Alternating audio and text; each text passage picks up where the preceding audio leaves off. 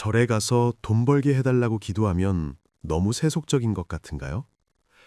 하지만 솔직히 나 잘 되자고 공부하는 건데 내가 잘못된 건가 싶은 마음으로 절에 가기 싫잖아요. 그리고 많은 분들이 무소유, 집착을 버려라 이런 이미지를 말씀하시는 것 같아요. 그래서 세속적인 성공이나 부의 축적을 불교에서 금기시한다고 생각하는 분들이 꽤 많은데요. 이런 이야기를 제 책에서 찾아봤어요. 확실한 건 앞의 이야기들이 오해라는 거예요. 붓다는 출가한 승려에게는 감각적 쾌락의 포기와 철저한 무소유를 요구했지만 세상을 살아가는 제가자들, 그러니까 가정을 꾸리고 생업에 종사하는 일반 신도들에게는 정당한 방법으로 부를 쌓고 그것을 지혜롭게 활용하라고 적극 권장하셨거든요. 가난을 이상적인 삶의 형태로 권한 적이 없어요. 오히려 빈곤과 빚은 고통이자 도덕적 타락과 사회적 불안의 원인이 된다고까지 보셨어요. 제가자에게 불안, 생존을 유지하고 가족을 부양하며 이웃을 돕기 위한 필수적인 토대라는 거죠. 흥미로운 대목이 하나 있는데요. 한 권으로 읽는 빨리 경전을 보면 부타께서 당대 최고의 부자였던 아나타핀디카, 한자로는 급고독 장자라고 불리는 분에게 하신 말씀이 나와요. 세상에는 사람들이 좋아하고 원하지만 매우 얻기 어려운 4가지가 있다고 하셨어요. 첫째가 재물이 바른 방법으로 나에게 오는 것, 둘째가 나와 친척 그리고 스승에 대한 명성이 퍼지는 것, 셋째가 오래 살며 장수하는 것, 넷째가 죽은 후 좋은 곳에 태어나는 것이었어요. 그리고 이 4가지를 얻기 위해 필요한 조건으로 믿음의 성취, 계행의 성취, 관용의 성취, 지혜의 성취를 꼽으셨고요. 부를 향한 소망 자체를 지극히 자연스러운 것으로 인정하시면서 그 소망을 이루기 위한 내면의 조건까지 함께 제시하신 거예요. 더 놀라운 건 구체적인 재무관리법까지 말씀하셨다는 점이에요. 디가 니까야의 신갈라경을 보면 꿀벌이 꽃을 해치지 않고 꿀을 모으듯 합법적이고 비폭력적인 방법으로 부를 모으라고 하시면서 수입을 4등분해서 관리하라는 지침을 주세요. 4분의 1은 일상생활과 가족 부양에 쓰고 4분의 2는 사업이나 일에 재투자해서 미래의 성장을 도모하고 나머지 4분의 1은 뜻밖의 재난이나 불운에 대비해 비상금으로 저축하라는 거예요. 2500년 전 가르침인데 현대의 재무설계사들이 권하는 것과 구조가 거의 같다는 점이 좀 놀랍습니다.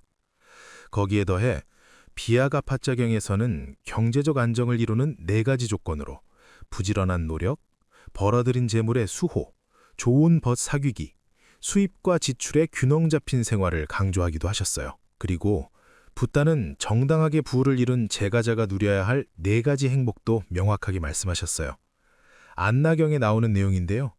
붓다 현대기에는 이 대목이 아나타핀디카 장자와의 대화로 기록되어 있기도 합니다. 첫째, 근면하게 땀 흘려 얻은 재산을 소유하는 기쁨. 나의 노력과 정당한 수단으로 이것을 얻었다는 생각에서 오는 커다란 만족감이에요. 둘째, 그 재물을 가족과 이웃에게 베풀며 함께 즐기는 기쁨. 부를 바르게 누림으로써 갖는 행복이죠. 셋째, 경제적으로 완전히 독립되어 빚이 없는 상태에서 오는 기쁨. 누구에게도 빚진 게 없다는 생각이 주는 자유로움이에요.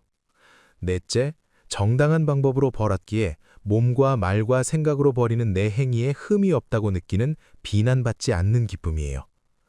생존의 필수 조건이 해결되지 않은 빈곤한 상태에서는 내면의 평화나 진리를 추구할 여력 자체가 없기 때문에 올바른 방식으로 경제적 기반을 다지는 것이 오히려 정신적 성장의 토대가 된다고 보신 거죠. 반면에 붓다는 어렵게 모은 재산을 허무하게 날려버리는 6가지 길도 구체적으로 경고하셨어요. 육손제업이라고 부르는데요. 술에 빠지는 것, 부적절한 시간에 거리를 배회하는 것, 유흥에 빠지는 것, 도박, 나쁜 친구 사귀기, 그리고 게으름이에요. 술에 빠지면 재물을 잃는 것은 물론이고 싸움에 휩쓸리기 쉽고 명성을 잃고 지혜가 줄어든다고 하셨어요. 밤 늦은 시간에 거리를 배회하면 자기 자신과 가족을 보호하지 못하고 범죄자로 의심받으며 거짓 소문의 표적이 된다고 하셨고요. 도박은 이겨도 상대의 원한을 사고 저도 재산을 잃으며 사회에서 신용을 잃어 정상적인 경제활동이 불가능해진다고 하셨어요. 사기꾼이나 방탕자 같은 나쁜 친구와 어울리는 건 이 모든 타락을 가속시키는 촉매제라고 보셨고요. 불교적으로 보면 이 6가지 악습은 방일, 깨어있지 못하고 쾌락에 휩쓸리는 상태의 전형적인 모습이기도 해요. 붓다는 이런 삶을 마치 달이 금음을 향하는 것과 같다고 비유하셨어요. 이 중에서 게으름에 대한 통찰이 특히 현실적인 것 같아요. 붓다가 짚어낸 게으름의 핑계가 6가지예요.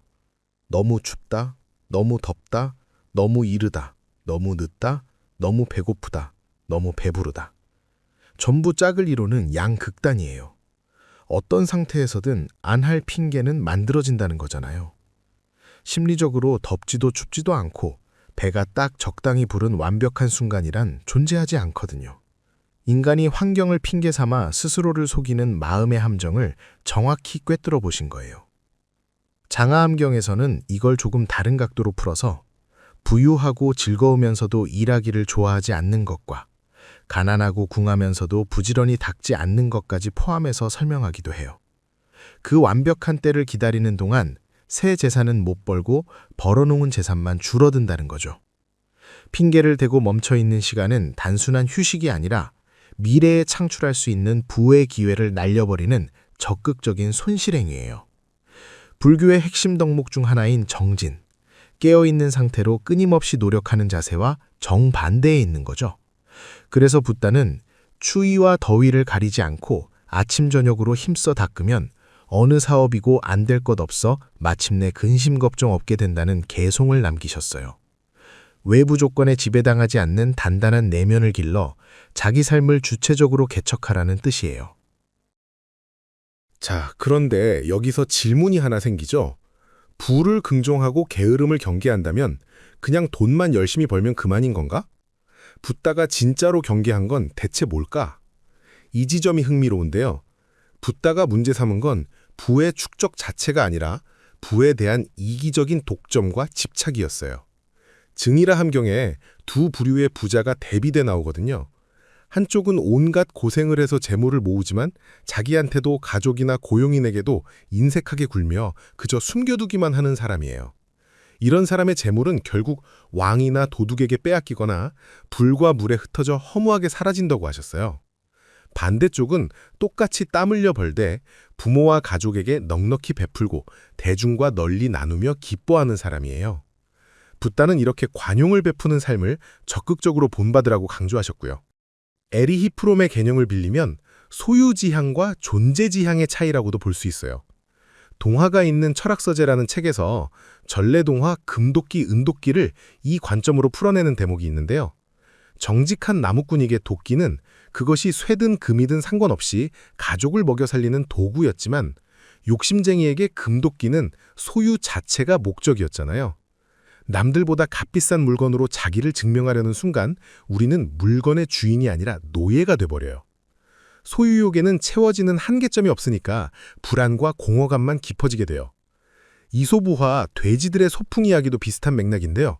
돼지들이 개울을 걷는 후 숫자를 세면서 정작 숫자를 세는 자기 자신은 빼놓는 바람에 한 마리가 없어졌다고 착각해요.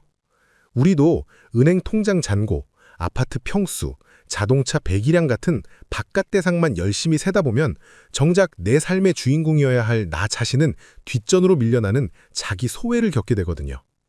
황금알을 낳는 거위 이야기도 같은 맥락이에요. 매일 황금알을 받으며 충분히 부자가 됐는데 단번에 더 큰 부자가 되겠다고 거위 배를 갈라버리는 거잖아요. 정상적인 욕구는 충족되면 만족을 느끼게 되어 있어요. 경제학에서 말하는 한계 효용 체감의 법칙이 작동하는 거죠.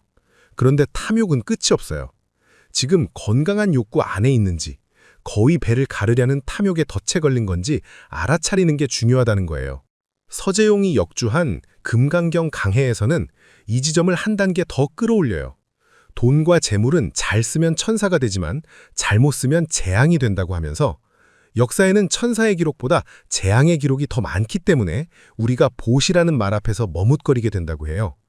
하지만 재물을 치열하게 모으되 그 재물에 소유당하지 않고 베푼다는 생각조차 없이 베풀었을 때 비로소 지혜와 자비의 씨앗이 내 안에서 싹튼다고 해요. 불교에서는 이걸 무주상보시라고 하는데요. 세속에서 돈을 버는 행위가 곧 내 안의 이기심을 깨부수는 수행이 될 수 있다는 뜻이에요.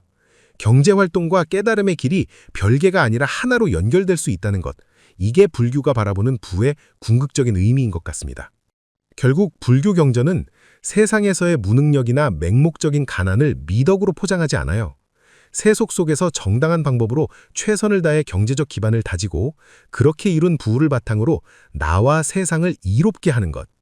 돈이 내 삶의 도구로 남아있는 한 세속적 성공은 충분히 가치 있고 아름다운 성취라는 게 2500년 전 붓다의 메시지였습니다. 제가 실제 저의 책을 자료로 콘텐츠 만들고 있는 거 아시죠? 여러분이 좋아요와 구독, 댓글 남겨주시면 저도 힘내서 더 많은 책에서 좋은 자료로 찾아뵙겠습니다. 저는 김옥이었습니다.